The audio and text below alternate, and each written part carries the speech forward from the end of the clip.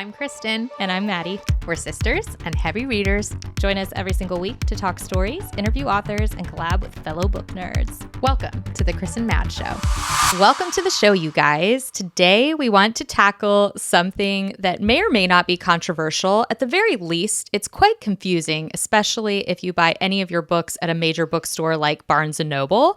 And that is, are young adult books for adult readers? We have thoughts. We hope you guys have thoughts. I don't think there really is a right answer, but we definitely need to get into this because the way that books are being organized and divided into these categories can be quite confusing. And it's supposed to be helpful, right? Like, am I the target audience or not? And the question is, are things being mismarketed?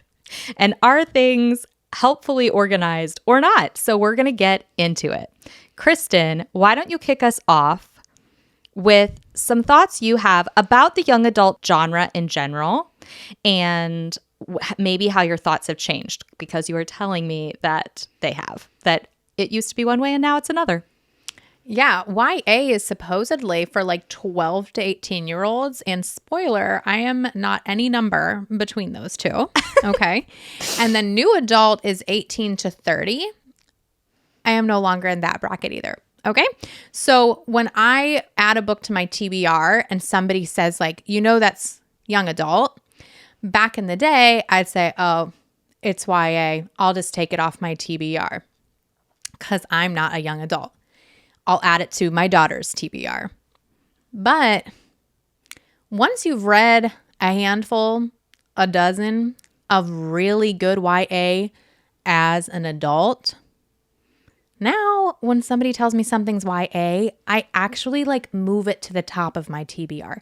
Ooh. Which is like interesting. Like, why does Kristen have such an attraction to these like coming of age stories, to these usually faster plots, less world building, even though some YA does have great world building. For instance, like Six of Crows and Crooked Kingdom. I think what Leigh Bardugo did in her Grishaverse actually is really fun, and she put a lot of thought into it, but also shorter.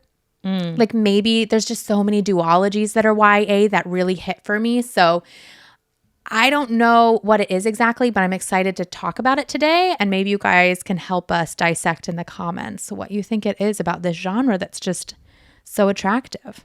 Or not attractive. I mean, I think that what has come out recently is that more and more books are being categorized as new adult, or NA, which, as Kristen just mentioned, kind of targets more of an 18 to 30-year-old bracket.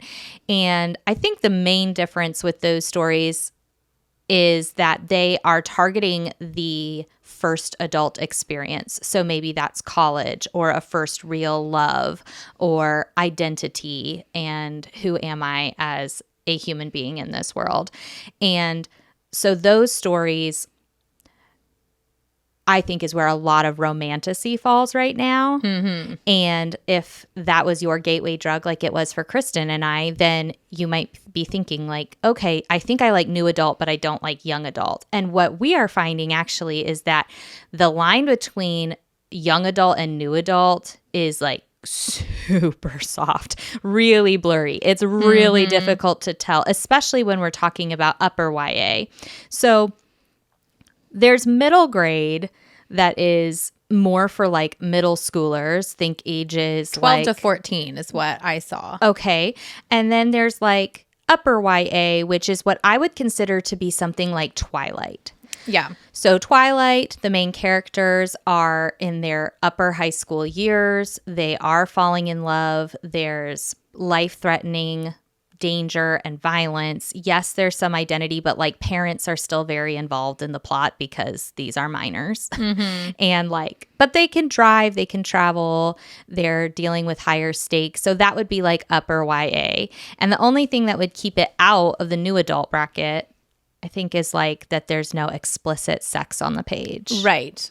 And if you need that in your books, which I kind of thought I did when I started reading heavily again, because I was reading A Court of Thorns and Roses. I was reading Throne of Glass, which like started YA, but definitely has like explicit scenes at the end of that series, like a handful of them. I thought, well, gosh, like, why would I ever read a book where I don't hear about them banging? Like, what would even be the point? And it's as I've honed my taste that I've realized, actually, it's not the banging that does it for me. I just really love a climactic relationship. And I actually really love an emotional relationship. And because YA can't lean on having really good smut to make you care about the relationship, I feel sometimes like they do a better job building and creating a relationship that feels real and maybe a little bit more complex with layers instead of just like, you're hot, I'm hot, the way my body tingles around you, ooh, the glance, the light rubbing of the leg, and then they're like fucking. Like, I love that, and that's a vibe, but I mean, I just learned my own taste, and I think that's what a lot of us readers are doing is like, that's actually not the secret sauce for me. So I love a good romance, and I don't mind there being smut, but I found I don't need it to have a book become a 5-star, an infinity star. Yeah, that makes sense to me. I think it's important, as we've been talking a lot this year about knowing your own taste and knowing what you need in a story, that it's really not about being like, I love YA or I love fantasy or I love contemporary romance or I love dark romance.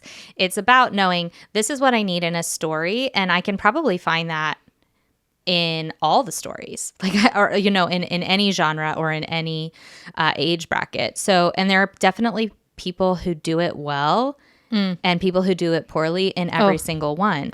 So this is not to say that all young adult romances are better than adult romances or anything like that. I think that there is something to be said for a romance that cannot rely on explicit sexual content on the page to make you feel something about their romance. And so some authors are doing a really good job in that vein of tackling things like complicated dynamics, really good dialogue, very fun like use of tropes, or a very interesting scenario that really gets your imagination going, that makes you feel invested in the relationship, even though you're not going to get this like climactic consummation scene.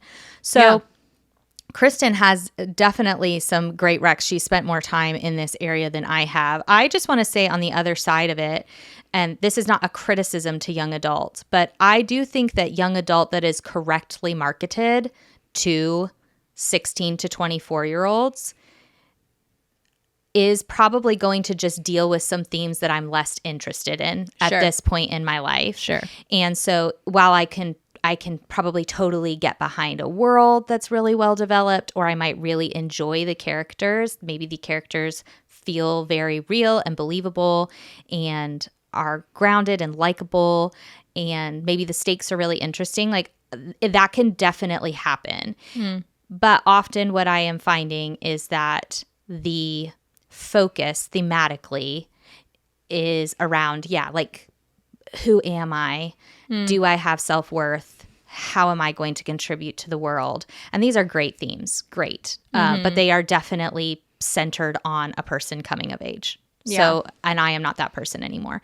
So it doesn't tend to hit as hard for me emotionally as some of the more adult fantasy that I'm reading that could be dealing more with themes of like losing an aging parent or watching your children leave you, or dealing with the repercussions of aging, or dealing with a body that no longer works like it used to, or like those are themes that are more appropriate to where I am in my life right now.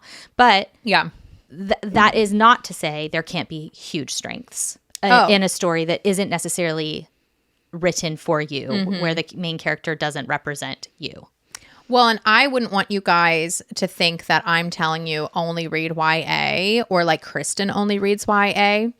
it's almost like I had this experience where I was removing YA from being read on my TBR. And now I'm like, hold on. I think we threw the baby out with the bathwater on that one because there's actually some incredible ones.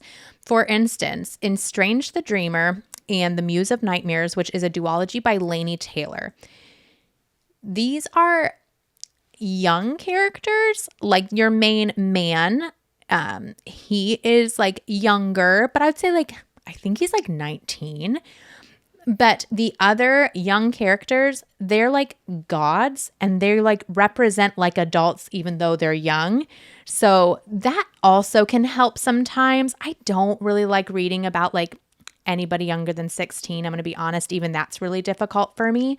But one of the reasons why it's been so much fun going back to YA is because that's what I'm doing is going back to it. So if you started reading in your teens and you were reading things like The Hunger Games, The Night Circus, and you had a great experience, and then perhaps like me, you start reading a lot in school and it's like other people are telling you what you have to read and it's not always things you want to read, then when you come back to reading, it's kind of nostalgic to read like young fantasy. Also, Maddie, I was thinking about this when you were talking. Maddie and I do love academic settings, like we love an academic setting. And because most people are in their 20s or younger when they're doing academics, I feel like you come back to young adult or even new adult when you want to read in academia. I think that's true. And I was also going to say that there's within the academic frame, there's this phenomenon where a longer series can move from middle grade through young adult into new adult. So you've got something like Harry Potter where the characters are 11 at the beginning and they're 18 at the end. So when something moves chronologically through time and the character's age, then you can have a series that kind of transcends those target demographics.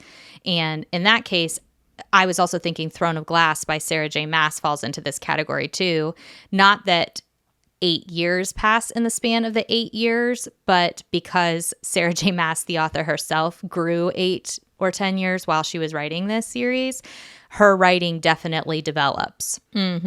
So her first book is about a 16-year-old assassin, and her last book is about that same character who's, I think, 18 or 19, maybe 20 by the time the series ends. But so much has happened, and the author herself has grown so much by the end that the series definitely reads more for an adult audience in terms of page count, complexity, cast of characters, all of that is advanced by the time you get to the end of the series. So sometimes I think the booksellers really struggle with where to place a book in the store. And like Kristen and I were discussing a little bit before the episode, our Barnes & Noble doesn't have a new adult section. And so they have to put things either in young adult or adult. And it is bizarre. Yeah. It is bizarre, the decisions that are made. Is it because it's just a longer series they decide to make it adult? I think almost always that is the case. Right. They'll shelf Throne of Glass with the adult fantasy, I think because it's 8 books and the later books are 800 pages. And that just does tend to put off like a 14, 15, 16-year-old reader. I've noticed a lot of duologies, even if they have semi-explicit content, will end up in young adult because they are shorter. So you'll see like a One Dark Window or a Divine Rivals shelved in young adult, even though those are adult characters in their early 20s who are in adult relationships. But I think just because it's only 2 books, they're like, this is more manageable for a 16, 17-year-old reader than a 27, 37, 47-year-old reader. But it's so interesting because I do think there's a huge difference between a 16-year-old reader, a 26-year-old reader, and a 36-year-old reader. Oh my gosh, yeah. And I know they can't divide things out that minutely in the bookstore, but I do think that contributes to the confusion of knowing when something gets recommended to you or you hear about something, like, am I the target audience for that? Yeah. Well, and Maddie and I are so the same, like in our Venn diagram. Like there's some areas where me and her are just so the same and spot on. Like we both loved both of M.L. Wong's books, Blood Over Brighthaven and Sword of Kaigan. Very adult. And I love that we get to share these stories together. So I don't think a YA maybe could have hit as hard. Like these have very heavy themes in these books, and they needed to be able to be really honest and intimate. It's so vulnerable, raw. Yeah, it is interesting with ML Wong's books because, again, like I think sometimes people will shelve things with YA because they take place in a collegiate setting or a high school setting, or they feature a main character who's a teenager. Well, in Sword of Kaigan, one of the main POVs is 14. And in Blood Over Brighthaven, the main character is in her early 20s, and she's in a college setting. I mean, she's a high mage at the university. So it's interesting that those then, I mean, very clearly, I don't think anyone would argue that either of those books should be shelved in a young adult section. But that's so interesting because other books will get shelved as adult. Wait, are those shelved in YA? They absolutely should not be. No, I don't think they are. Okay, I thought you were just telling me those were YA. No, I'm saying there's an argument to be made when people are saying, hey, if it takes place in an academic setting, or if it's about teenagers, or it deals with coming of age themes, then it should be shelved with YA. But that's just not always the case. And I think you have to take into account the complexity of the writing. I think you have to take into account the themes and who it's written for. And that's where I think it gets confusing on these cusp stories like we're talking about. Yeah. Like Strange the Dreamer by Laini Taylor, or What the River Knows by Isabel Canes. Like, wait, that's not by Isabel Ibanez. Ibanez, thank you. And so like those are more on the cusp. It's more difficult to tell. But so then there's stories like The Name of the Wind, which I have never seen shelved in a young adult section. It is always shelved with the adult books. And I think that's because of page count. But then both The Name of the Wind and The Wise Man's Fear by Patrick Rothfuss are about a teenager in high school at a magic school. It's like slightly more adult Harry Potter. The stakes are incredibly low. I mean, the villains are like bullies. He loses his parents violently, which that is not a spoiler. That's literally on the back jacket. That's a catalyst for him. He loses his parents just like Harry Potter loses his parents. But very different vibes. But it's marketed to adults. I think it's really confusing. Well, Realm of the Elderlings has Fitz, and he's very young in the beginning of the series. 6 years old, and yeah, that's wild. And I think under 13 for the entire first book. And obviously, the Realm of the Elderlings is marketed to adults appropriately. It is marketed to adults. So I think this gets into.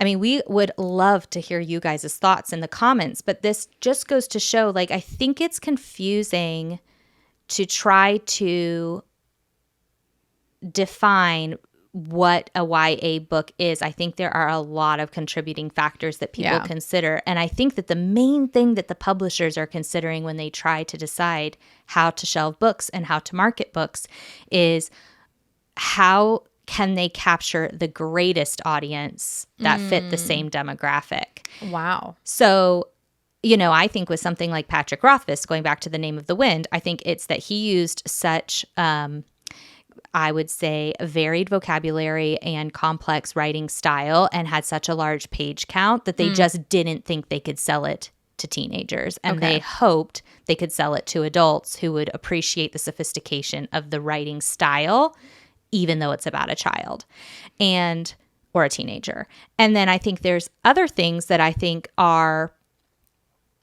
almost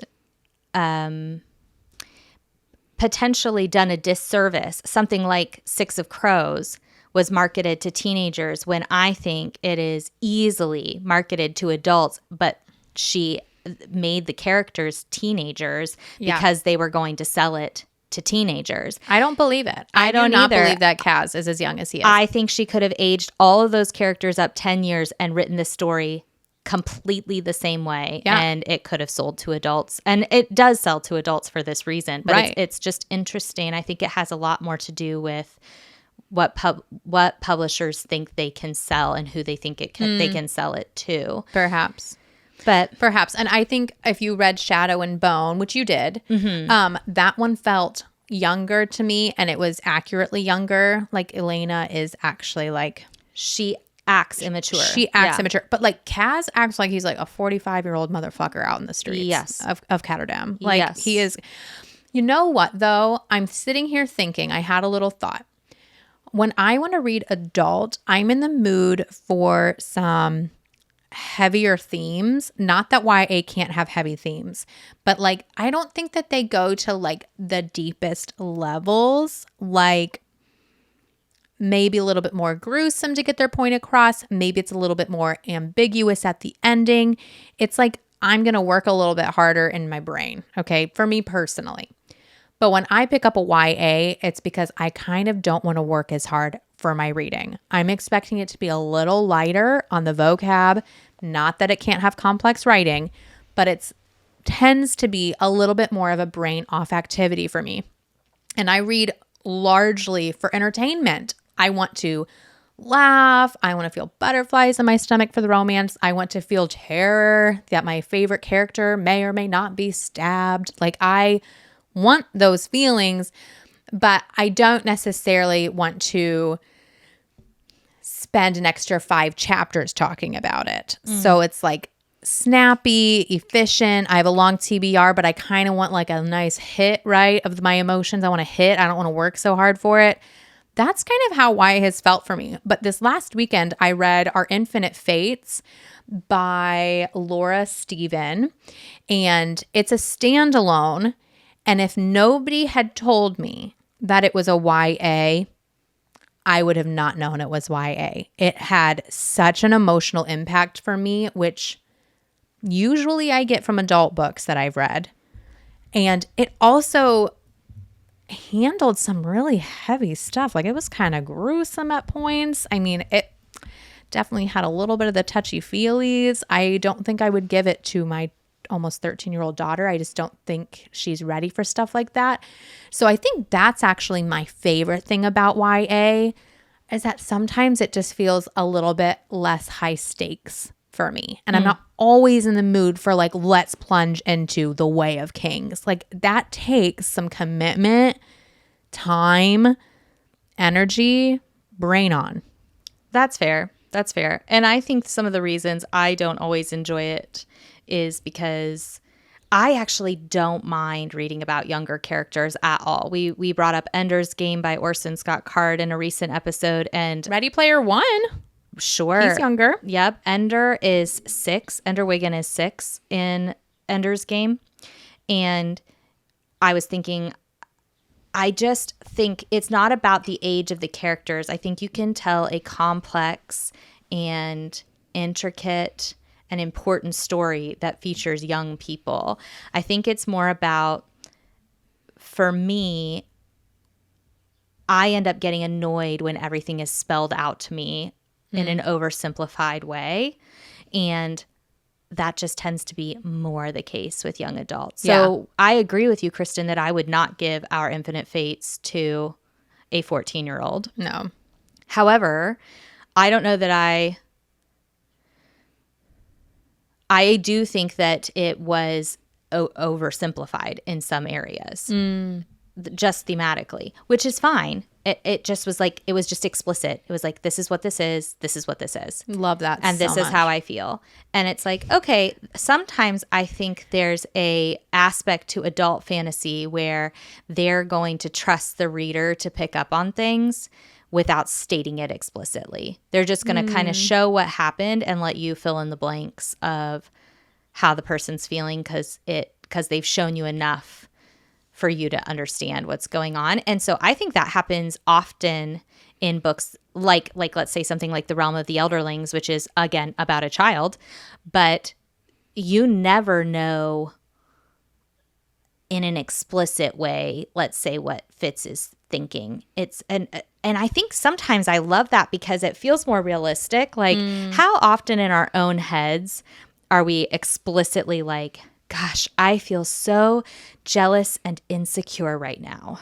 No, you just like act out and you feel grumpy and you feel inadequate and you change your outfit 5 times and you snap at someone and then you go eat a Twinkie and somebody can look at you and go, yeah, they're feeling insecure as fuck right now.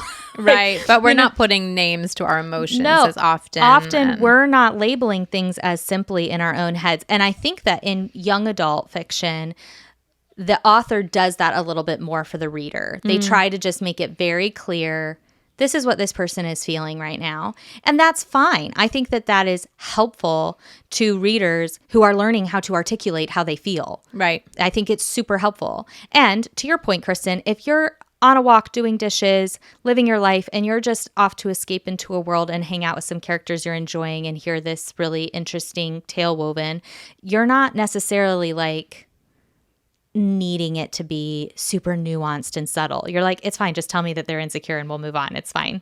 Just from personal experience, I miss a lot of shit in adult stuff. I don't know if it's because I have undiagnosed ADD or if I multitask too much. I do more audio and less physical, even though I love physical reading with like the book. I just don't have a lot of time where I can sit. To be honest, kind of sucks actually, but I don't have a lot of time to sit and read, but I have plenty of time to pop in an AirPod and get about my life. So I found that if I was listening to high fantasy or even like certain sci-fis, if I'm being too busy, I miss shit. And you know what sucks is when the twist happens and it just doesn't hit because you didn't get like the huge build. You missed parts of the building section. So this is what kind of I'm doing now that I've learned this. I mean, I think I read 4, maybe 5 high fantasy series last year and did not have a very good time with any of them. And they all hit for other people. And I was like, what's wrong with me? Like, why? This never happens with YA. Like, I'm always tracking. But with these adult we need books, to get into this because I have theories. But please finish your so thought. this is my theory. First of all, don't start more than one at a time because my brain cannot compartmentalize magic systems and plot with too many similar series at a time. Sure. But also, I think I was relaxing when I was listening. And if you relax too much because you're listening, when you're physically reading, you can't really relax. Like you'll just stop moving down the page. But you can blank out mentally listening to an audiobook a little bit and it just keeps on going, right? So I think I missed things enough that I didn't catch the nuance because it's hard for me to catch nuance in an audiobook like that. And sometimes it was just meandering and then I just get pissed. I'm like, I'm so glad you just want to talk about this fucking landscape for 2 chapters, but I do not give a fuck. Tell me it's a desert. Got it. I know what a desert looks like. Let's move on. You know what I mean? But that's also my taste. So knowing that, okay, I'm going to need to read for characters and plots. So if people are not very plot driven with really great characters, I will probably just dip. And now I know that. But last year I was not listening to my like North Star. I was just like, it's popular. Everybody loves it. So read it. Waste of my fucking time. I'm so sorry. Well, here's my theory. Here's my theory about why Kristen maybe did not have as much fun and why maybe you are not either. So you'll have to let us know in the comments. But Yeah. I think in the publishing industry, often authors are selling unfinished series, okay? So they're selling a book 1 that's very solid that they spend a lot of time with. Sometimes people have spent years writing their book 1 and then they sell a trilogy or they sell a 5-book series. And now they are trying to race against a clock to deliver what they delivered in book 1 in 4 new installments or 3 new installments or whatever the case may be. And it's similar to like a TV show. Like if it keeps selling and they keep getting viewers, they're just going to keep writing for it. And so now they're inventing on the spot and they're trying to fill those pages, or they're like on a show, they're trying to fill that hour slot. Right. And so I don't always know that authors have earned the books they've sold. And it's similar to earning pages. So I tend to really trust authors who have a very strong outline for the story they need to tell, and they have a reason it needs to be 3 books or it needs to be 5 books or whatever the case may be. And so then when they are selling that series, it's warranted. It's warranted to be that long.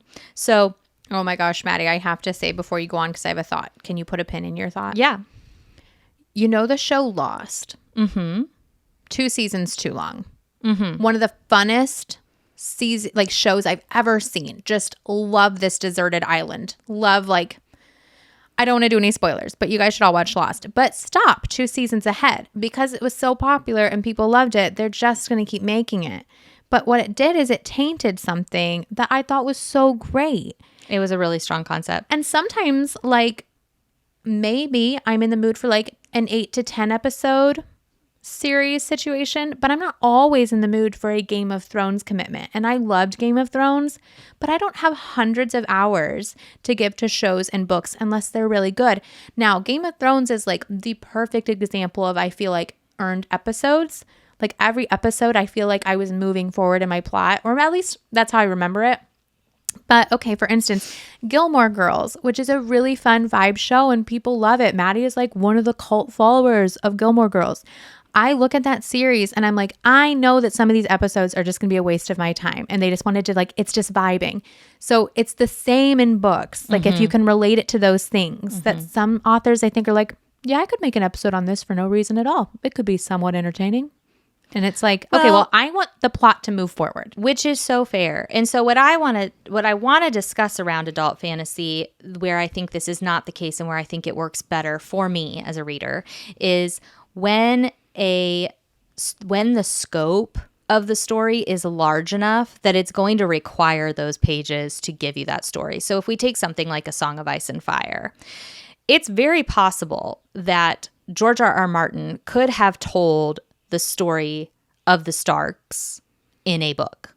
But we're not just getting the story of the Starks. We're getting the story of the Baratheons. We're getting the story of the Lannisters. We're getting the story of the Tyrells. We're getting multiple continents. We're getting multiple political dramas. We're getting weather drama, climate drama. We're getting financial drama. Dragons. We're getting history. We're getting dragons. We're getting everything going on north of the wall. So the scope of that story is so large that we're actually getting like 8 mini novel, not even mini. We're getting like 8 full-length dramas that are all interconnected and happening simultaneously that all impact each other in a world that feels detailed and real enough that it could be our world, that we could be reading a history on our world.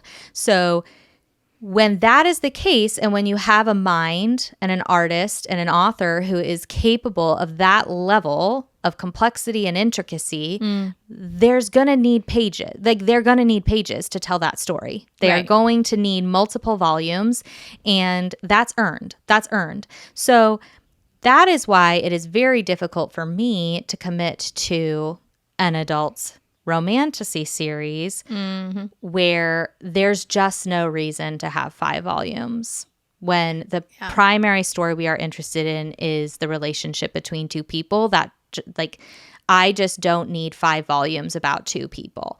But back to what I was saying about, for you, Kristen, I think some of the reason that some of the high fantasy you chose last year didn't hit for you is because you had a great time in book 1, and then you felt like book 2 was a slog and book 3 was a chore. And sometimes that's really fair. I just think that some books, some high fantasy series do not warrant the number of volumes that are sold. And that is just something that it's like you have to... I think you just have to look at reviews and learn your own taste and ask yourself, you know, maybe you just stick with our good books will be good forever situation and know that if something has just come out in the last 3 years and it's an amazing book 1 or even amazing book 1 and 2, but you know it's going to be a 5-book series, maybe you just tell yourself, like, if it's really that good, it's going to be good in 2030. I'm just going to wait. There's plenty of other stuff that came out 10 years ago, 20 years ago that is still banging and is still getting talked about. Like, pick that shit up. I think that's one of the reasons that I do love The Realm of the Elderlings so much, is that like that was written when I was born, the first trilogy, and people are still talking about it and rating it 5 stars, and it's complete now, and people are very happy with its completion. And so it's like, okay, I feel relatively safe picking this up. I don't think people would still be talking about it if the second and third trilogies were slogs. I don't think they would. Yeah, dude, we need more of that. I'm very excited to read not the Farseer. Live Ship Traders The is Live what you Ship need Traders. to read. My goodness, my brain. No, this is tough. This is tough because we want to get into what's good, and we want to be part of the conversation that's happening right now. But I think that there is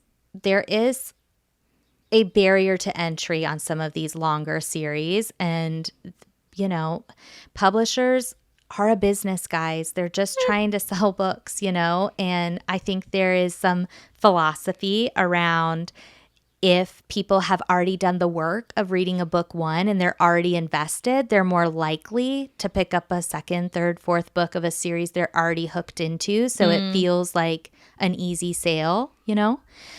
Which makes sense. I think I don't fault them for that at all, but I do think some of these higher fantasy, adult fantasy stories need to check themselves. Like, I get that you're building a complex world. I get that you are trying to do a multi-POV story. That's awesome. We love that. And do you really need 4 books? Because it does not make it better. Ask yourself, like, could you do it in less? And I think this is where, back to what you were saying, Kristen, because so many young adult series are only 2 books, because again, they're considering that shorter attention span of the younger audience. Some of those writers are very skilled at telling pretty complicated stories in way fewer pages. It's so efficient. If I could tell you like one thing in life that turns me on, it's efficiency. I hate wasted time.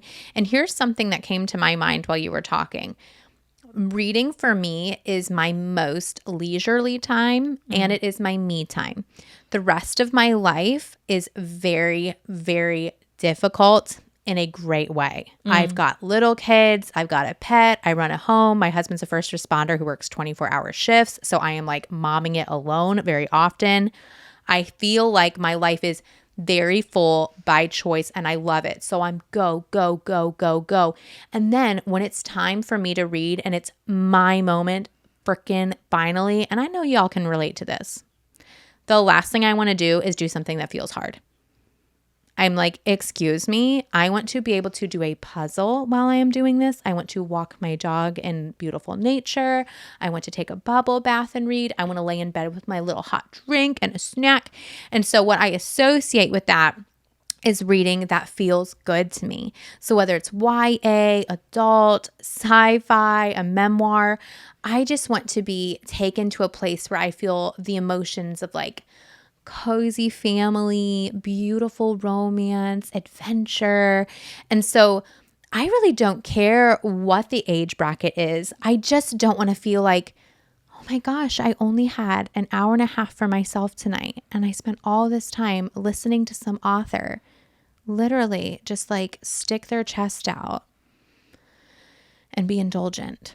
It does feel indulgent. It feels rude. Sometimes. Yeah. It feels rude is what it is. And nothing will take stars down faster for me in any genre, in any age bracket, than people who are just, I don't know, they're just vibing. And I think that there are people who do read to just vibe. And they're like, listen, the world building is so important to me. Like, I want there to be languages written by the author.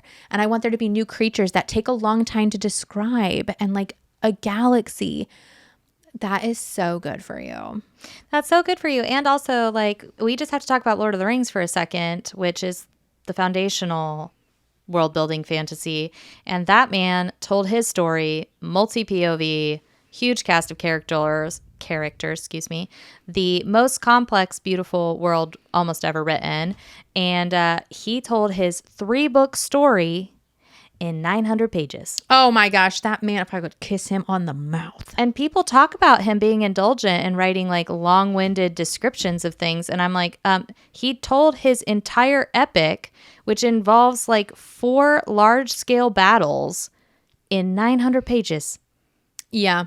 And I'll tell you, on this reread we've been doing with our Patreon, we've taken a month on each book. So we read a section every week, and then we watch that section of the show and we discuss the movie. Yeah. Yeah, we discuss the movie. And doing it slow is also okay. If you read a slog book slow, you're not finishing that for like a year. You will literally go into an immediate like book freaking depression. Like you won't want to do anything. But because his book is such quality, his books, like every week has been there's emotional beats in every single week. Yeah, that's like, where you know that he's hitting emotional beats in every 100 pages, which is fabulous. And we also are reading Little Women. Well, I finished it this week. Okay. And Little Women is a classic, and it's not super plot driven. No, not at all. But tell me why it did not feel too long. It felt like every time I picked it up to read, something was happening, and the emotional impact is amazing. I was bawling my eyes out this week. And like, that's not YA, right? Well, that's an interesting question. It's back in the day. That's a good question. Young because girls. It's definitely focused on children in the first part, and then it's focused on new adults in the second part, and then it's focused on adults in the end. So that one is one that kind of grows with you. And that again goes to show, I think it has to do with, there are just going to be books, I think most of them become classics, that kind of work for every age. Yeah. They age with you. They have enough on the surface that a young reader can appreciate it without getting lost, and they have enough in the depths that you could read it in your 90s and it would still strike a chord with you. And those are the books that transcend. Those are the books that you can do with anyone. Now, I was going to circle back and say, I think what this conversation is really hitting home for me is there's nothing I appreciate more than a book that is appropriately marketed to the target audience that will appreciate it most. And so as a reviewer, I feel inspired to just be as accurate as I can be about that. So when it comes to things like The Name of the Wind, I obviously really did not enjoy The Wise Man's Fear. But we know, Maddie, we know. But it's not that no one would. So I think it's about recommending it to the target audience. And I think one of the things that's most disappointing to me about that series, we'll call it a series, even though it's probably never going to be complete, is that it is marketed to high fantasy readers. And that is not what it is. So I would recommend it to my niece, Robin. I think that she would love The Name of the Wind when she's 16, 17, if she continues to be the heavy reader she is now. I don't want her to read what happens at the end of that book. She doesn't have to read book 2. Oh. She can read book 1. I will not. Book 1, she might really like. I think it could be good for an artistic. Robin is a musician. The main character is a musician. I think she loves a magical school. She's a Harry Potter fan. She is a reader and has shown aptitude for longer books and for more sophisticated prose. I think she could really enjoy The Name of the Wind when she's 16, 17. I would never recommend it to an adult high fantasy reader ever. That sucks that it feels like it was so mismarketed for you. Yeah, or something like The Shades of Magic by V.E. Schwab. That is also marketed to epic high fantasy readers. And I think that the Shades of Magic series is a perfect introduction to fantasy. It's a little bit longer page count. It's a little bit more meandering and side questy, but it's a very small, limited cast. It's a very simplistic world and a very simplistic magic system. So I would recommend it to new fantasy readers or young adult fantasy readers who are, ready for something a little beyond Harry Potter and the Hunger Games. Should I have read that? I don't know. It doesn't. Shades of Magic by V.E. Schwab. Correct. You did not sell it to me, but the way you're selling it right now, who it's for, I'm like, me. I think you would possibly enjoy it. It is a little bit meandering for a young adult audience. I think that's why they market it to adults, because it is long It's long. It's longer than Lord of the Rings. I will say, I'm just going to be a little honest sauce here. The Belladonna series by Yum. Adeline Grace. Scrumptious. I had such a good time with that. But book one, I did soft DNF after like 30%. This was a couple years ago. And I was like, why am I not getting into this? Maybe it just feels too young. I think I just finished Throne of Glass. Sometimes books hit different depending on what you just read. Absolutely. For sure. So I think learning how to like stack your TBR and organize things actually is a skill. And I'm still learning that one. But when I picked it up again a whole year later, about a year later, I had such a great time. And I feel like my expectations of what I was getting into had shifted. I, again, did not realize it was YA when I started it the first time. I was just like, why is this so like, I don't know. It felt like a child's story.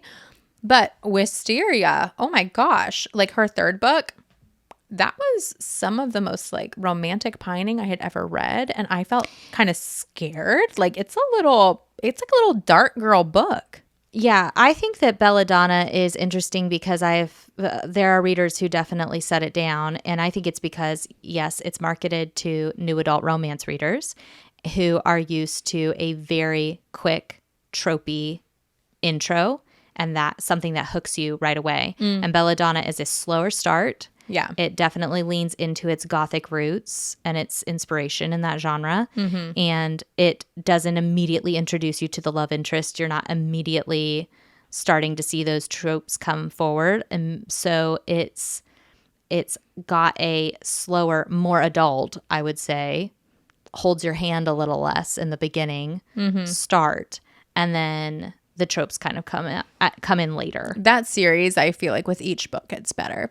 And I didn't think the first one was bad, but I do think that it actually got better with each book. And, you know, we've talked about Sarah J. Maas. Throne of Glass is like one of my favorite series of all time. But you rated the first 3 books 3 stars. Yeah. And that was like at the beginning of your reading journey. Yeah. And I was like, Maddie, why the fuck did you recommend this series to me? Like, it's not horrible, but you're like making it sound great.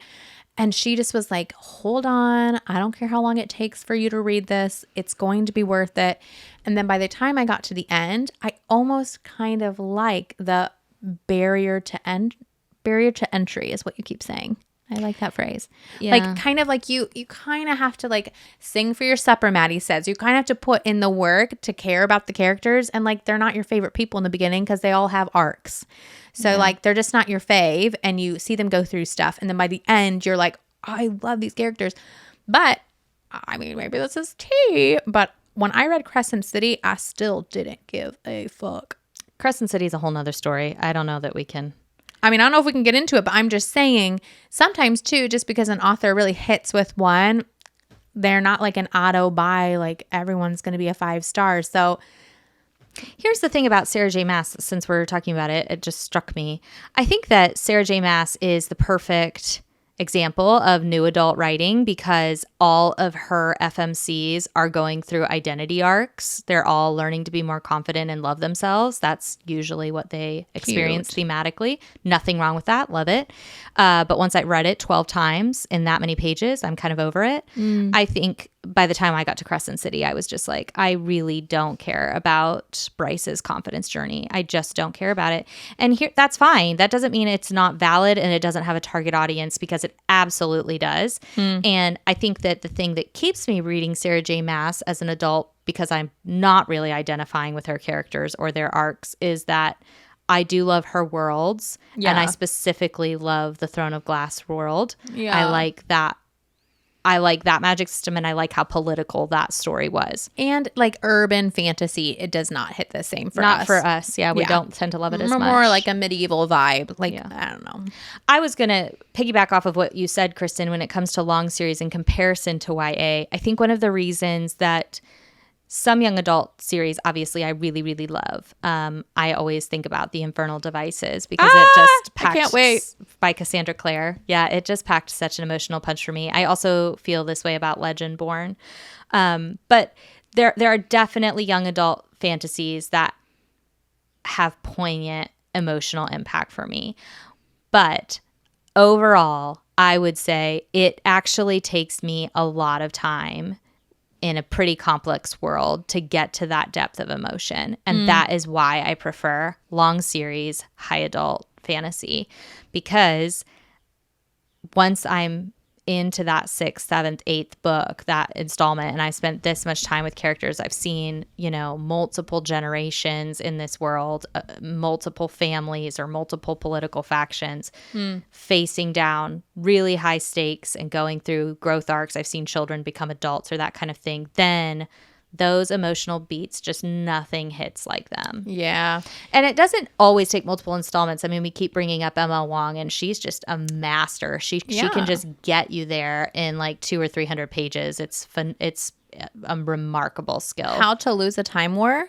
This is How You Lose a Time War. This is how, yeah. Yeah, that was a 250-page novella that ripped my heart out. It rocked your world, and I was so happier for you. I think we should do a whole episode on standalones that literally do what a series does on their own. Yeah. It's a very impressive feat for someone to do that, and I love standalones. I'm actually giving myself permission this year to read more of them because I don't want to waste my time reading stuff that doesn't feel good. However, with The Throne of Glass, for instance, and with right now I'm reading the Red Queen series by Victoria Aveyard.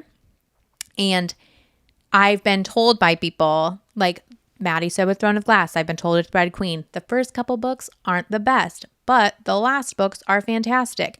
If I trust someone that they know my taste, they know me so well, and they say stuff like that to me, I'm willing to put the work in and say, all right, like I'll give 3.5, 3.75 score to a book and still continue with the series.